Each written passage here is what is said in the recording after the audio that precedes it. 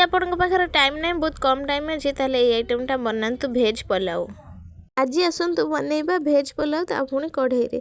प्रथमे मु जा सब परिबा थिला घरे से गुड़ाक नहीं गली कि कोबी आलू बीन्स गाजर आउ कैप्सिकम आउ गोटे टमाटो किसी कंचा लंका को सब काटिकी रखीदेली। किसी अदा रसुण को मध्य छेचिकी रखीदेली। किसी पियाज को काटिकी रखीदेली। तापर गोटे जगह नेली से काटिकी रखिथिबा सब परिबा को गोटे गोटा करके पकेदेली। अल्प टिके दही पकेली।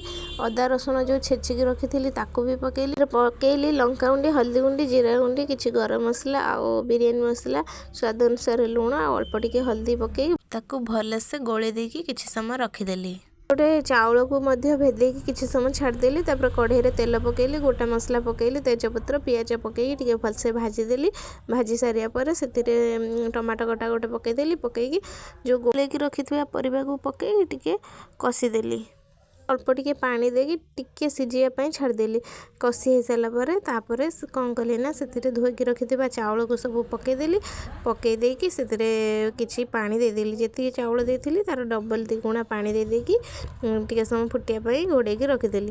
तापर किछि समय फुटी सारा पर बनीगला आमर भेज पुलाव। आपण मैंने मो वीडियो देखुं कहीं भी सब्सक्राइब करना प्लीज चैनल को सब्सक्राइब कर दिंतु लाइक कर दिंतु।